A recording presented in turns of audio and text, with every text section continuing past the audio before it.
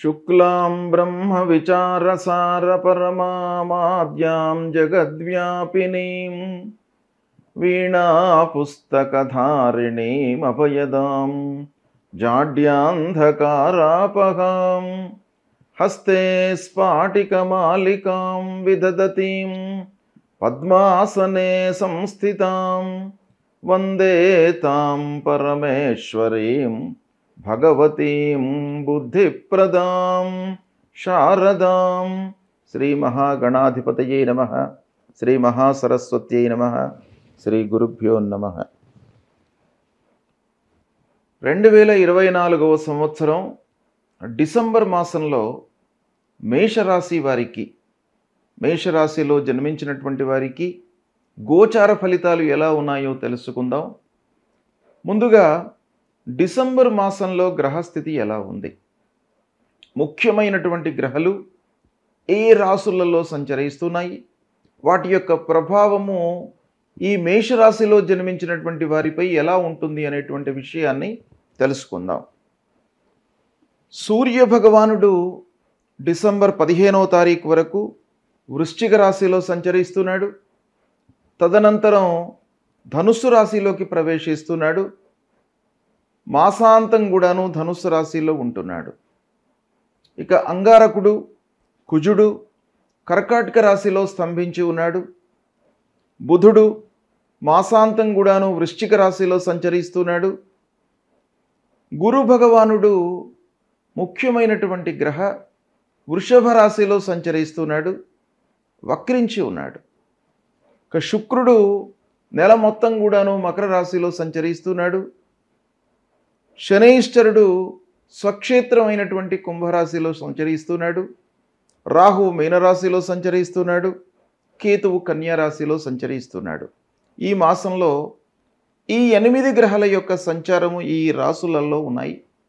అయితే మేషరాశి వారికి ఈ సంచారము ఎలా ఉంది అనే విషయం పైన మనం మనసు నిలిపినట్టయితే, సూర్యుడు అష్టమ నవమ స్థానాలలో సంచరిస్తున్నాడు. ఈ సంచారము ప్రతికూలంగా ఉంటుంది. ఇక అంగారకుడు అర్ధాష్టమ స్థానం చతుర్థ స్థానంలో సంచరిస్తున్నాడు. మేషరాశి జాతకులకు చతుర్థ స్థానము అంగారకుడికి గోచార రీత్యా ప్రతికూలం.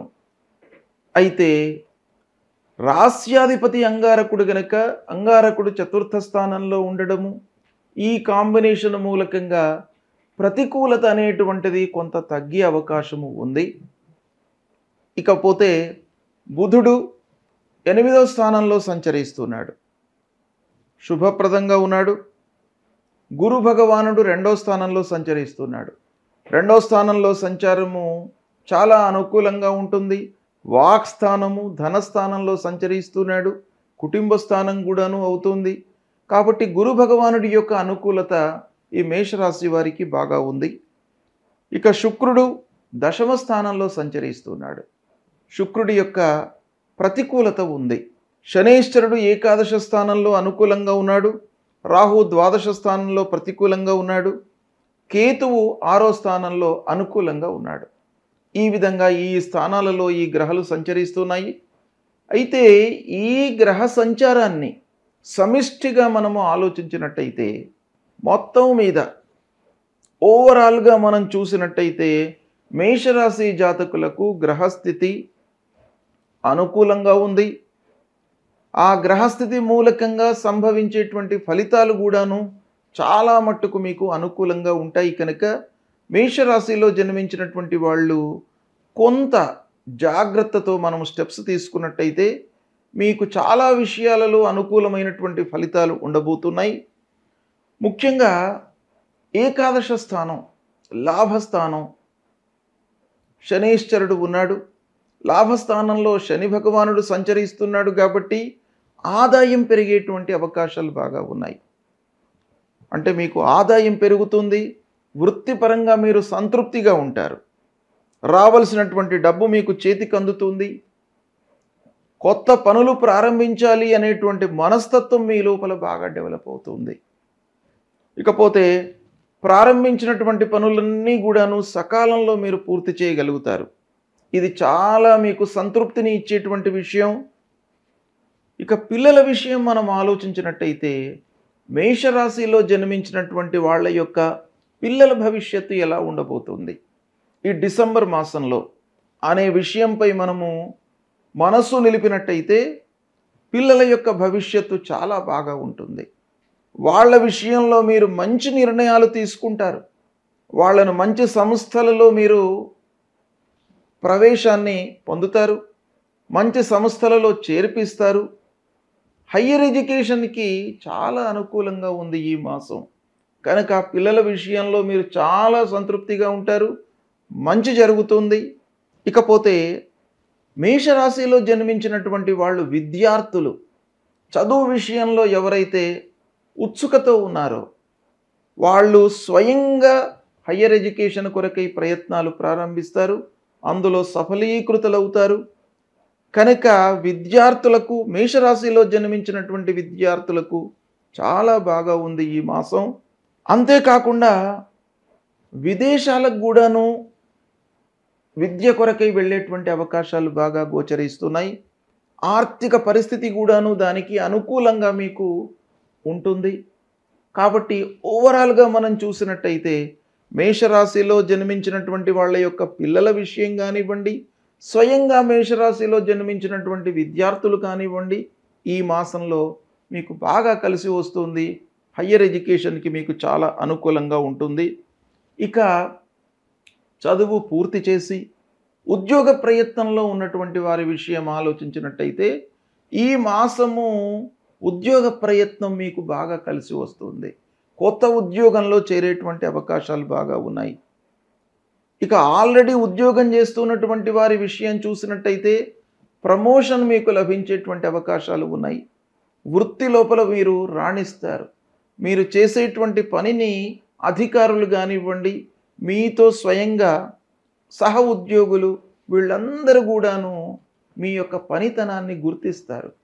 గుర్తించి ఆ సంస్థ లోపల మీకు ఒక మంచి పనిని, మంచి విషయాన్ని మీకు అప్పజెప్పేటువంటి అవకాశాలు బాగా కనబడుతున్నాయి ఈ మాసంలో. దానికి తోడుగా ఇంక్రిమెంట్లు, ఆదాయం పెరుగుతుంది. దాని మూలకంగా మీరు చాలా సంతృప్తిగా ఉంటారు ఈ మాసంలో.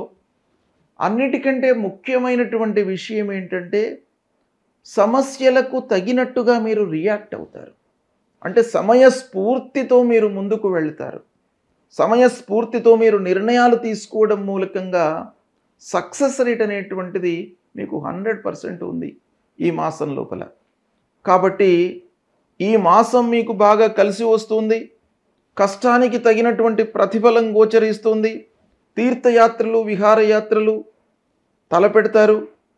ఇకపోతే కొన్ని విషయాలలో మీరు ప్రత్యేకమైనటువంటి జాగ్రత్తలు తీసుకోవాలి. ఒకటి, వాహనాలు, భూములు, అన్నదమ్ములు, సమాజంలో మీరు ఉంటున్నటువంటి మీకు ఎవరైతే క్లోజ్గా మూవ్ అవుతూ ఉంటారో వాళ్ళ విషయంలో కొంత జాగ్రత్తలు తీసుకోండి. అనవసరమైనటువంటి విషయాలలోకి వెళ్ళకండి. అనవసరమైనటువంటి చర్చలకు ఆస్కారం ఇవ్వకుండా మీకు ఎంతవరకు అవసరమో అంతవరకే స్నేహితులతో చర్చించండి. తద్వారా మీకు చాలా ఫలితాలు అనుకూలంగా ఉంటాయి. ఇక వ్యవసాయదారులకు అనుకూలమైనటువంటి మాసం. పారిశ్రామికవేత్తలకు, ముఖ్యంగా ఫ్యాక్టరీ యాజమాన్యులకు బాగా కలిసి వస్తుంది. మిషనరీ మూలకంగా పూర్వం ఏదైతే మీరు ఇబ్బందులను ఎదుర్కొన్నారో అవన్నీ కూడాను మీకు ఈ మాసంలో సద్దుమణుగుతాయి, సాల్వ్ అయిపోతాయి సమస్యలన్నీ కూడాను. ఇక వ్యాపారం, ముఖ్యంగా వ్యాపారస్తులకు ఎలా ఉంటుంది ఈ మాసము? వాళ్లకు చాలా అనుకూలంగా ఉంటుంది. చేతిలో ఉన్నటువంటి వ్యాపారము నిరాటంకంగా కొనసాగుతుంది. లాభాల బాటన ముందుకు వెళతారు. అందరూ కూడాను మీకు సహకరిస్తారు. కొత్త వ్యాపారం చేయాలనేటువంటి తలంపు కూడాను ఈ మాసంలో మీకు కలుగుతుంది. ఇక వృత్తిపరంగా చూసినట్టయితే స్వయం వృత్తిలో ఉన్నటువంటి వారికి కూడాను ఈ మాసం బాగా కలిసి వస్తుంది. డాక్టర్స్ కానివ్వండి, ఉపాధ్యాయులు కానివ్వండి, స్వయంగా సంస్థలు నడుపుతూ ఉన్నటువంటి వారికి కూడాను ఈ మాసం బాగా కలిసి వస్తుంది. ఈ విధంగా ఓవరాల్గా మనం చూసినట్టయితే మేషరాశిలో జన్మించినటువంటి వారికి ఈ మాసము చాలా శుభప్రదంగా ఉండబోతుంది. కొంత జాగ్రత్తతో మీరు నిర్ణయాలు తీసుకున్నట్టయితే సత్ఫలితాలను పొందుతారు. అయితే ఈ మాసంలో ముఖ్యంగా సూర్యుడు అష్టమ, నవమ స్థానాలలో సంచరిస్తున్నాడు. కనుక సూర్య భగవానుడి యొక్క సంచారం ప్రతికూలంగా ఉంది గనుక కొంత ఆరోగ్య విషయంపై మీరు మనసు నిలపాలి. సూర్య భగవానుడికి సంబంధించినటువంటి పరిహారాలు చేసుకోండి. సూర్యుడికి మనం ఏం చేయాలి పరిహారము అని అంటే, మీరు ఉదయాన్నే లేచి కేవలం సూర్యుడికి నమస్కారం చేసుకోండి. 12 మార్లు సూర్యుడికి నమస్కారం చేయండి. సూర్య భగవానుడు కేవలం నమస్కారంతో ప్రీతి చెందుతాడు, మీకు తప్పకుండా అనుగ్రహిస్తాడు. తర్వాత సూర్యుడికి సంబంధించినటువంటి మూల మంత్రం ఉంటుంది, దాన్ని మీరు పఠించండి ప్రతినిత్యం కూడాను. జపా కుసుమ సంకాశం కాశ్యపేయం మహద్యుతిం తమోరిం సర్వపాపఘ్నం ప్రణతోస్మి దివాకరం అనేటువంటి ఈ మూల మంత్రాన్ని ప్రతినిత్యం కూడాను మీరు జపించండి. ఎన్ని మార్లు మీరు జపించినా కూడాను మీకు చాలా ఫలితం కలుగుతుంది.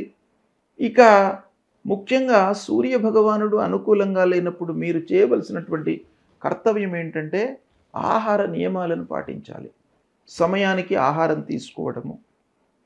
పని ఒత్తిడి పెరుగుతుంది, పని భారం పెరుగుతుంది. పని భారం మూలకంగా కొన్ని విషయాలను మీరు ఇగ్నోర్ చేసేటువంటి అవకాశాలు ఉంటాయి. కాబట్టి అది కాకుండా ఆ సూర్య భగవానుడికి మీరు ప్రతినిత్యం కూడాను చేయండి. రాహువు కూడాను ప్రతికూలంగా ఉన్నాడు గనక అమ్మవారి దేవాలయానికి వెళ్ళి అమ్మవారిని సందర్శించుకోండి. అమ్మవారి యొక్క అనుగ్రహంతో మీకు అన్ని విధాలుగా సమయానికి మంచి ఆలోచనలు వచ్చేటువంటి ఒక స్థితిని అమ్మవారు మీకు కల్పిస్తారు. కాబట్టి అమ్మవారి దేవాలయానికి ప్రతినిత్యం వెళ్ళండి. ఈ విధంగా మీరు పరిహారాలు చేసుకున్నట్టయితే మేషరాశి జాతకులకు ఈ డిసెంబర్ మాసము చాలా బాగా ఉంటుంది. మీరు కొంత జాగ్రత్తతో నిర్ణయాలు తీసుకోండి, శుభ ఫలితాలను పొందుతారు. శుభం.